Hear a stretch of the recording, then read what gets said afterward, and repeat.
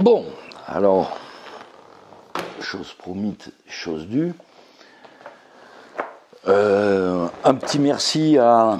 Parce qu'il y a des gens qui m'envoient de temps en temps des documents qui me servent un petit peu à approfondir certaines recherches. Donc c'est ce qui nous attend actuellement. Donc c'est soi-disant une grande réinitialisation. Bon, c'est intéressant puisque beaucoup de gens voient poindre le nouvel ordre mondial. N, nouvel ordre mondial. C'est marrant, hein, le nom de la bête. Novus Ordo Missae. N-O-M. C'est marrant, la destruction de l'Église catholique, c'est le Novus Ordo Missae aussi. Donc le nom de la bête. Donc, oui, effectivement, dans l'Apocalypse, au chapitre 13, j'ai reposé le livre, il nous parle bien d'une espèce de dictature mondiale. Et là, ce n'est même pas des... On peut voir que derrière cette dictature mondiale, il y a, je veux dire, des hommes qui le suivent, qui suivent un petit peu cette idolâtrie, ce paganisme. Alors de temps en temps, ils vont se révolter pour des causes écologiques, des causes humanistes, humanitaires même, des causes climatiques. Alors vous voyez, enfin, il y en a plein, hein, des grandes causes à défendre. Bon, on remarque, bon, au niveau du climat, au niveau du CO2, au niveau de l'écologie, bon, tous ces sujets sont faisandés. C'est toujours des trucs où on vous amène à pratiquement tomber dans une espèce d'hystérie qui mène jusqu'au véganisme, par exemple, qui est une forme d'idolâtrie. Hein. Ne rêvez pas. Les véganes m'en voudront peut-être, mais bon, je suis désolé, soit il va falloir éradiquer tous les moutons de la Terre, soit il va falloir leur tondre la laine. Hein. Voilà, entre les deux, il n'y a pas de moyen, on ne peut pas laisser les moutons sans tondre la laine. Bon, ils m'expliqueront comment on peut pas, faut pas utiliser la laine, parce que ces pauvres moutons, si on n'utilise pas la laine, ils vont souffrir. Donc il faut les éradiquer. Enfin, c'est pour vous montrer à peu près l'absurdité de ces gens qui défendent des grandes causes. On pourrait en trouver plein. Donc, oui, derrière, d'où ces grandes idéologies, d'où ces grands renversements, comme les révolutions, comme la mise en place du communisme, qui a quand même été assez douloureuse, ou les droits de l'homme, si vous voulez. Bon, sauf que les droits, ça ne peut pas se mettre au pluriel, et l'homme, ça ne peut pas se mettre au singulier, mais bon, tout le monde se lève pour les droits de l'homme, d'accord ? Bon, le droit des hommes, si vous voulez. Donc, derrière ce nouvel ordre mondial, il y a des tas et des tas et des tas. Donc, je rappelle à tous ceux qui le désirent, gratuitement, je vous donne, je fais une petite étude sur qui dirige le monde. Et notamment, dans cette étude-là, il y a un petit peu le trombinoscope de ces gens dont on ne sait pas d'où ils viennent, dont on ne comprend pas trop bien ce qu'ils font, mais qui ont quand même une grande inflexion vers ce nouvel ordre mondial. Donc j'ai le trombinoscope de ces personnes, mais je n'avais pas fait celui d'un certain Klaus Schwab, excusez-moi. Klaus Schwab. Alors, eh ben, figurez-vous que la famille Schwab, on la connaît, hein, puisque le vieux Klaus, il est vieux, et son père, c'était le plus gros employeur de Ravensburg avant la Deuxième Guerre mondiale, parce qu'il était le gérant de la succursale Escherwies. Donc, cette brave société, quand même, avait reçu le titre du parti nazi de la Société modèle nationale socialiste, quand même, et elle produisait des turbines de centrales électriques et de nombreuses pièces, même pour la Luftwaffe. Hein, vous voyez, donc c'était donc quand même faut pas oublier quoi, d'où viennent un peu, parce que le père, le fils, souvent, c'est un peu la même turbine. Alors, ceux qui ont un doute, il y a une petite étude qui a été faite, bon, je l'ai en anglais, peut-être je la traduirai, je vous la mettrai sur Facebook peut-être, ou en lettres confidentielles que je vous enverrai sur ma mailing list.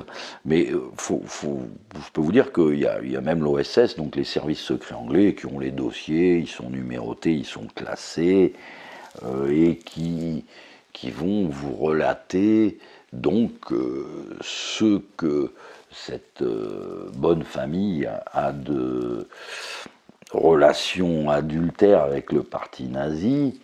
Et d'ailleurs, comme par hasard, quoi, le brave Klaus Schwab, quelque part dans sa grande réinitialisation, ça ressemble un petit peu au Quatrième Reich, ce qu'il propose. Hein. En fait, il faut savoir que c'est donc la société du père Schwab aussi qui avait mis en place les turbines qui étaient donc en Norvège pour mettre en place la bombe atomique allemande, hein, c'est ce qu'on a appelé la bataille de l'eau lourde, en Norvège, donc hein, ça se passait, quoi.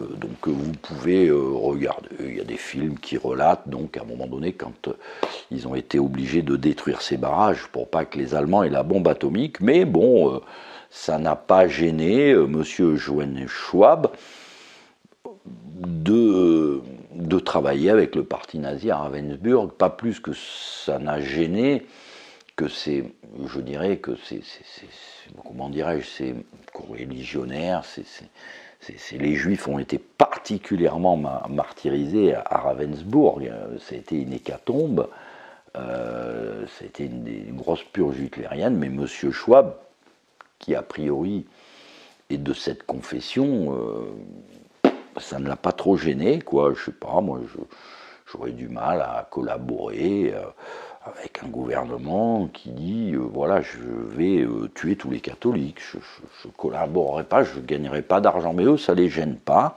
Donc voilà, vous avez. Mais comme les chiens ne font pas des chats, eh bien, figurez-vous que le fils, donc le fils d'Eugène Schwab, Klaus Schwab, celui qui est à la tête du Forum économique mondial, nous propose une grande réinitialisation. Mais ce jeune homme, donc, qui a bien entendu profité de la fortune paternelle, a bénéficié des meilleures écoles et s'est même retrouvé donc dans un parcours brillant. Hein. C'est facile de faire, c'est plus facile, on va dire, de faire des études quand vous avez des fonds illimités.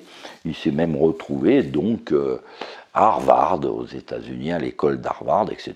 Et puis après, bon, il a repris les affaires de famille. Et comme ça ne le gênait pas trop, vu le passif de son père, travailler avec les nazis, ben, c'est ce brave Klaus qui, malgré la résolution 418 de l'ONU, qui avait mis un embargo sur les armes en Afrique du Sud, hein, l'Afrique du Sud, le régime de l'apartheid, ben c'est lui qui a fourni le matériel pour fabriquer l'usine d'enrichissement d'uranium sud-africaine qui leur a permis d'avoir la bombe atomique aussi. Et fortune faite, ce brave monsieur devient un philanthrope en 1970. Il quitte ses affaires, enfin il continue à encaisser les sous, rassurez-vous, et il monte le premier forum économique mondial. Sauf que ce forum économique mondial, eh bien figurez-vous que il est dirigé en sous-main par le Club de Rome. Et le Club de Rome, eh bien, c'est quand même son plus grand bienfaiteur, c'est lui d'ailleurs qui a fourni les lieux où ils ont été fondés, etc. C'est une certaine famille Rockefeller. Vous voyez ? Et donc en 1973, ben, ils décident, ces braves gens, mais rassurez-vous, après, vous savez, j'ai le livre qui dirige le monde, hein, si vous voulez, on vous expliquera ça, vous aurez qu'à lire. Ils ont décidé qu'il fallait mettre en place une gouvernance mondiale divisée en 10 régions, voilà, comme vous l'expliquer des auteurs comme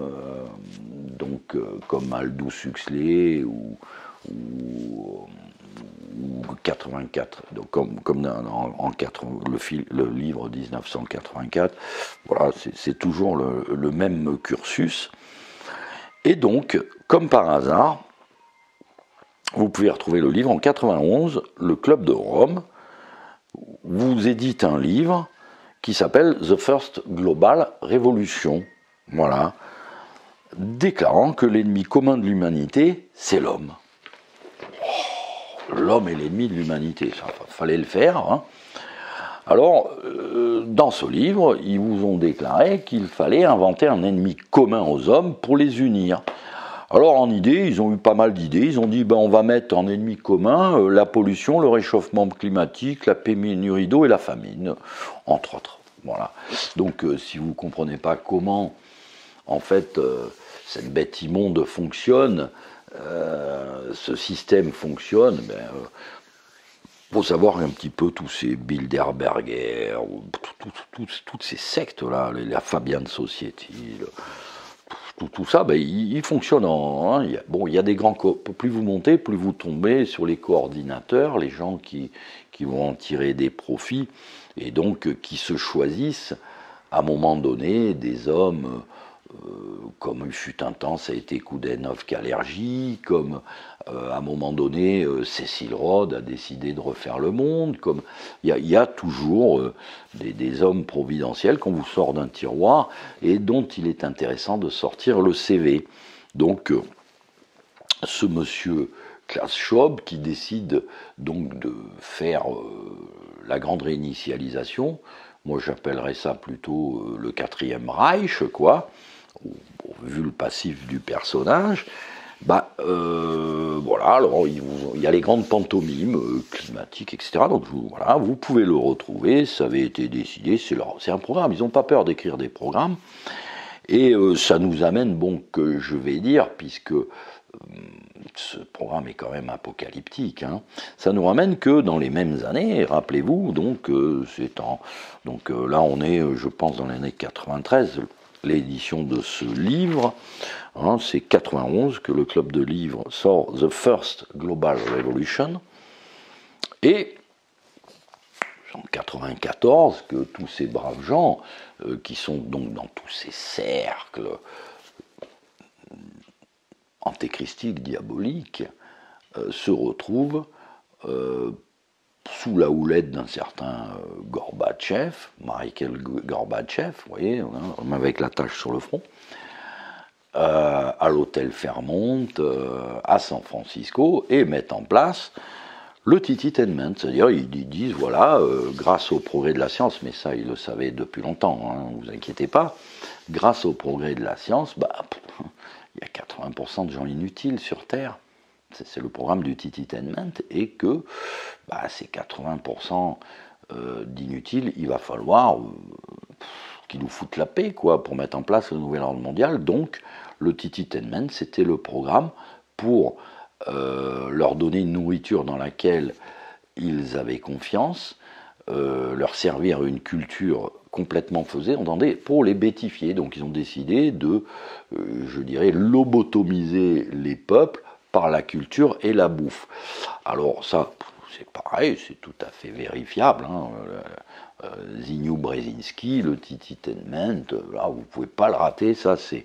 Et bien entendu, vous aviez comme par hasard, déjà des Bill Gates, des Ted Turner, puis Václav Havel, Margaret Thatcher, Michael Gorbachev, tous les grands, quoi, que ce soit du monde de la politique, du spectacle, etc. Vous voyez, c'est tous ces dieux-là, hein, voilà. Et bien entendu, Klaus Schwab, quand même, était là. Donc, ils se sont mis en place donc, pour décider que 80% de la population mondiale était inutile. Bon, quand on voit donc depuis 1995, il a passé 25 ans, mais il faut se demander maintenant si cette bête dont Saint Jean nous dit qu'elle a une force brutale, qu'elle n'est pas gentille, entre le moment où il y a 25 ans où ils ont décidé qu'on était inutile, quel moment ils vont décider de se débarrasser des inutiles, parce qu'il ne faut quand même pas oublier que le diable, on l'a vu avec le communisme, hein, le communisme, il y a les gens inutiles, c'est le goulag, puis c'est la mort, je veux dire, donc je me permets de rappeler que de toute façon, le nazisme, le communisme d'ailleurs, c'est la même chose. On peut toujours revenir au même sujet, à cette bête qui en fait, les hommes les suivent, vous regardez de façon incroyable, comme les hommes étaient derrière Hitler en randonnion, etc., ou derrière Lénine, ou derrière Staline, ou derrière Mao. Regardez aujourd'hui les grandes réunions que font des Xi Jinping, où même Poutine, n'en déplaise à ceux qui voient en lui un homme providentiel, pas plus lui que hier Donald Trump ou quoi. Il n'y aura pas d'homme providentiel. Il y aura, je veux dire, il y aura que des gens qui tournent pour eux et pour le diable de façon consciente ou inconsciente, c'est tout. Le problème d'aujourd'hui, dans la mise en place du gouvernement mondial, c'est les seules disputes, c'est la part du gâteau. Hein. Xi Jinping est tout à fait d'accord pour le nouvel ordre mondial, Poutine est d'accord, Trump c'était un grain de sable parce que lui il voulait America First. Non, l'Amérique c'est appelé dans leur programme, ça doit disparaître, comme la France qui a déjà disparu, comme l'Europe, c'est déjà plus rien, quoi. C'est une grande SARL hein, où ces gens-là distribuent des milliards pour le Covid, mais c'est juste un jeu de Monopoly. Ils sont en train de tout racheter, quoi. Hein. Les Chinois, voilà, ils disputent un peu la part du gâteau. Donc, avant le moment où ça va coincer, et oui, ça coincera, et ça coincera tout simplement parce que cette tour de Babel que fabriquent donc les hommes s'est élevée depuis 1917. C'est appelé la Société des Nations, c'est appelé l'ONU, c'est appelé puis l'ONU qui vous a fait le FMI. Ah, puis cette merveilleuse banque des règlements internationaux, qui est la banque des banques privées, parce que les banques centrales sont privées, bien entendu. Vous voyez, ce monde, c'est le gâteau. C'est des gens, vous voyez, quand ils ont, comme je vous disais, donc, pas dans la vidéo précédente, mais celle d'avant, je vous disais, c'est des gens qui ont un appétit féroce.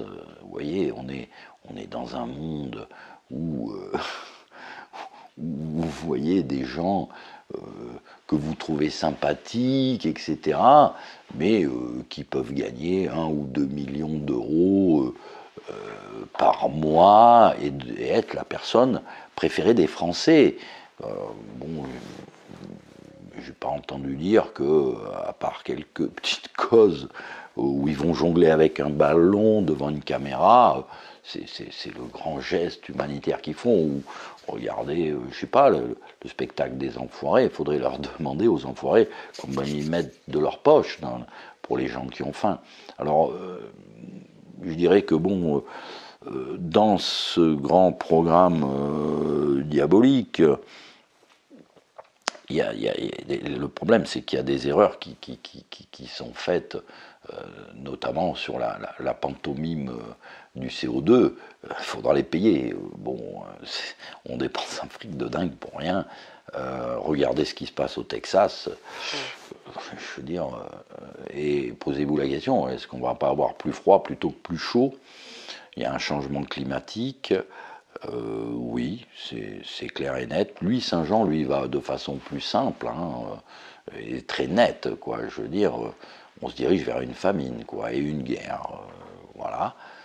Bon, et une épidémie aussi, mais vous savez, le variant, les virus, on joue avec, un jour on joue avec, et puis un jour ça tourne mal, quoi, parce qu'un variant, c'est un virus qui mute, et puis un jour il peut en rencontrer un autre, et puis muter, etc. Et ça peut très mal finir. Il joue aux apprentis sorciers.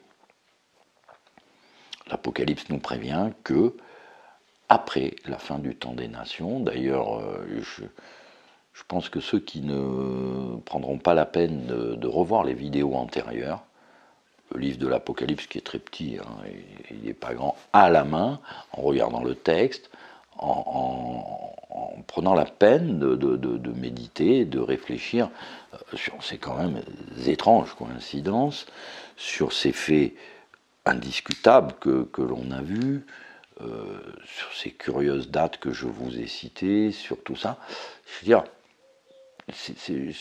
bon, ouais, on peut faire l'intérêt n'est pas de faire du sensationnalisme, l'intérêt c'est, je dirais, à la limite, l'ambition qu'on pourrait avoir dans cette série, c'est vous dire, écoutez, relisez bien quand même l'Évangile,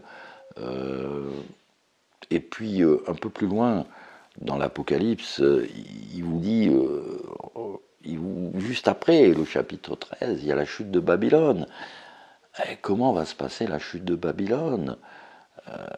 Ça ressemble quand même à quelque chose. Enfin, la description de Babylone, moi, je sais pas, oui, j'ai vu, historiquement, on connaît la chute de Babylone de Nabucodonosor, sous son successeur, on connaît la chute de Rome, on en a vu des chutes, Rome qu'on appelait Babylone, mais faut pas rêver.